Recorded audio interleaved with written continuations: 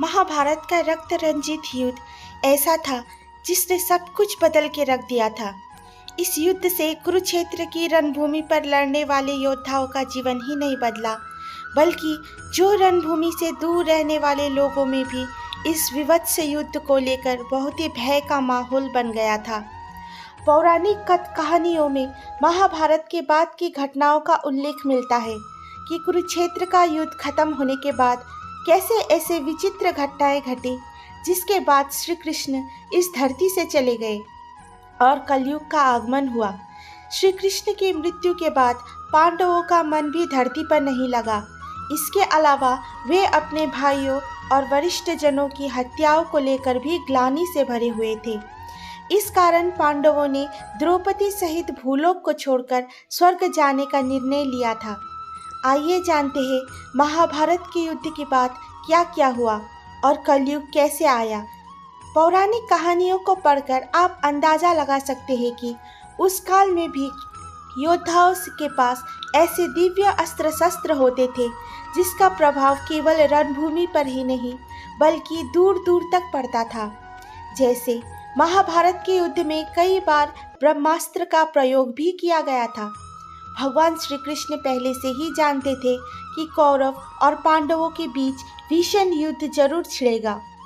अंत में यही हुआ। कौरवों को उनके अत्याचारों का फल मिला और पांडवों की जीत हुई। सभी जानते हैं कि महाभारत के युद्ध में पांडवों की जीत हुई थी, लेकिन इसके बाद क्या हुआ था? क्या पांडव सुख से राजपाट चलाकर सामान्य जीवन जीते रहे थे? और श्री कृष्ण का क्या हुआ था? चलिए पौराणिक कहानियों के आधार पर आपको इस बात का जवाब देते हैं। कुरुक्षेत्र का युद्ध जीतने के बाद पांडव और द्रौपदी जब हस्तिनापुर पहुंचे तो गांधारी और धृतराष्ट्र ने भारी मन के साथ पांडवों का राज्याभिषेक किया था। धृतराष्ट्र और गांधारी को अपने 100 पुत्रों की मृत्यु की पीड़ा थी, लेकिन जब श्री कृष्ण ने उन्हें समझाया तो धृतराष्ट्र और गांधारी ने पांडवों को आशीर्वाद दिया। गांधारी पांडवों से भी ज़्यादा श्री कृष्ण से नाराज थी, क्योंकि गांधारी को पता था कि श्री कृष्ण पहले से ही जानते थे कि महाभारत के युद्ध में सभी कौरव मारे जाएंगे। इसीलिए अगर वे चाहते तो कुरुक्षेत्र के युद्ध को रोका जा सकता था, लेकिन श्री कृष्ण ने अर्जुन का सारथी बनकर उनका मार्गदर्शन किया। कृष्ण ने युद्ध को नहीं रोका। इस बात से गांधारी बहुत ही क्रोधित और दुखी थी। जब गांधारी श्री कृष्ण को कोस रही थी तो श्री कृष्ण के मुखमंडल पर हल्की सी मुस्कान थी। इस मुस्कान को देखकर गांधारी और भी कुपित हो गई और उन्होंने श्री कृष्ण को श्राप दिया कि जिस तरह उनके कुल का नाश हुआ उसी तरह श्री कृष्ण के भी पूरे कुल का नाश हो जाएगा। एक दुखियारी माँ के मुंह से निकले श्राप को श्री कृष्ण ने स्वीकार कर लिया। महाभारत के युद्ध के बाद पांडवों और द्रौपदी एक सामान्य जीवन जीने का प्रयास करने लगे, लेकिन उनके मन से कभी भी अपने भाइयों और वरिष्ठ जनों की हत्या की ग्लानि नहीं निकली। उन्हें बार बार यही लगता था कि क्या इस राजपाट या सिंहासन को पाने के लिए ही उन्हें इतना रक्त रंजित युद्ध करना पड़ा। महाभारत के युद्ध के बाद पांडवों ने हस्तिनापुर के राज सिंहासन पर 35 या 36 वर्षों तक राज किया। श्री कृष्ण ने भी द्वारका पर इतने ही समय के आसपास राज किया, लेकिन फिर आसपास बढ़ती विविध घटनाओं ने श्री कृष्ण का मन भूलोक पर नहीं लग रहा था।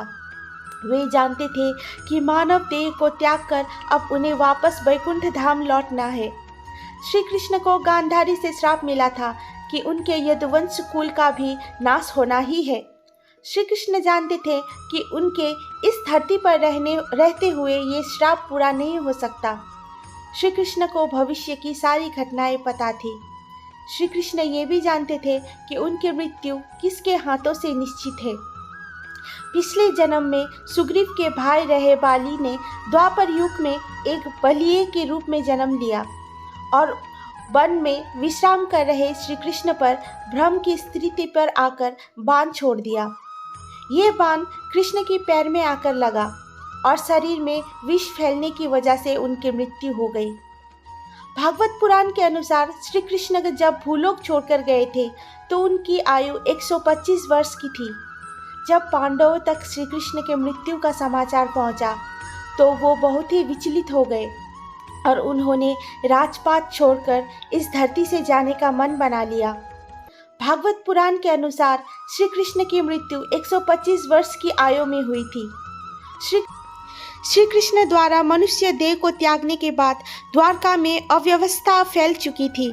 सभी नगरवासी मदिरा और नशीले पदार्थों के सेवन में धुत हो गए थे। समाज में अराजकता फैल चुकी थी। सभी लोग अपने स्वार्थ के चलते एक दूसरे के प्रति घृणा, क्रोध और जलन जैसी नकारात्मक भावना रखने लगे थे। श्री कृष्ण के मृत्यु के 36 वर्ष बाद कलयुग का आरंभ हुआ था। समाज में फैलती बुराइयां कलयुग के दबे पैर आने की आहट थी। कलयुग ने दबे पैर आकर समाज में अपना राज स्थापित कर लिया। इस कलयुग को आज हम भी भोग रहे हैं। तो दोस्तों, आप लोगों का राधा कृष्ण की ये बातें कैसे लगी नीचे कमेंट सेक्शन पे ज़रूर बताएं। हमें आप लोगों की प्रतिक्रिया का इंतज़ार रहता है। और कहानी पसंद आई हो तो कहानी को लाइक और चैनल को सब्सक्राइब भी ज़रूर कर दें, क्योंकि इसे हमें और भी अच्छी कहानियाँ बनाने में प्रेरणा मिलती है। तो मिलते हैं आप लोगों से अगली कहानी में। आज के लिए इतना ही। धन्यवाद।